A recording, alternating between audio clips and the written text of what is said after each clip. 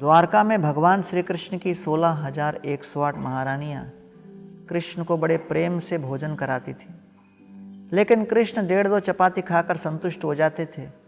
रानियां एक दिन कृष्ण को कहने लगी, प्रभो, हमारे अंदर असीमित मात्रा में भोजन बनाने की शक्ति है और आपको परोसने की असीमित मात्रा में शक्ति और सामर्थ्य है, लेकिन आप 1.5-2 चपाती खाकर अपना भोजन कर देते हो, तो हमें भी अपने सेवा की संपूर्ण शक्ति को प्रदर्शित करने का पूर्ण अवसर नहीं प्राप्त हो रहा। हमारे अंदर अब सेवा की भूख इतनी है कि हमें लगता है कि आप देख नहीं पा रहे कि हम कितने शक्तिशाली हैं।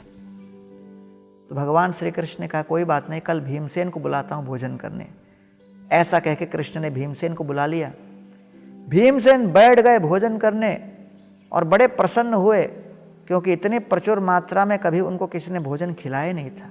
16,108 रानियां मिलकर विविध प्रकार के स्वादिष्ट सुस्वादु व्यंजन भीमसेन को खिला रहे थे। भीमसेन उन व्यंजनों को खा रहे थे और वो व्यंजन उनके पेट के किस कोने में जा रहे थे, किसी को कोई अनुसंधान नहीं। द्वारका में जितना अन्न था, शाक सब्जी थी, वो सब भीमसेन गप कर गए। और तब रानियां दोनों हाथ जोड़कर भीमसेन के चरणों में गिर गई और कहने लगी, हमारे पास और भोजन नहीं है, कृपा करके आप क्षमा करें, हम पराजय स्वीकार करते हैं। भगवान श्री कृष्ण मुस्कुराए और बोले, देखो, आप लोगों को नम्र करने के लिए मैं भीमसेन को लाया, क्योंकि जो सेवक सोचता है कि मेरी सेवा करने की शक्ति और सामर्थ्य महान है और मेरे सामने दूसरा कोई भी व्यक्ति इतनी सेवा नहीं कर सकता, समय के साथ भगवान उन पर रुष्ट होते हैं, उनकी सेवा करने की शक्ति और सामर्थ्य को खींच लेते हैं और उनकी बुद्धि को अज्ञान और अपराध से आवृत्त कर देते हैं और पतन का मार्ग उसके लिए आरंभ होता है।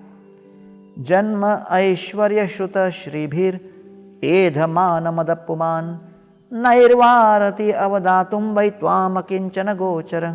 कुंती महारानी कहती है, भगवान, जिस व्यक्ति के जीवन में उच्च जन्म, उच्च शिक्षा, सौंदर्य और धन हो और इसके कारण उसके मन में अभिमान उत्पन्न हो जाए, ये अभिमान भगवान श्री कृष्ण की भक्ति में एक बहुत विशाल आवरण के रूप में हमारे सामने खड़ी हो जाती है।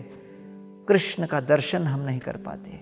आइए विनम्रतापूर्वक अपने हृदय को परिवर्तित करें और ऐसे नम्र सेवा भाव से कृष्ण को संतुष्ट करें।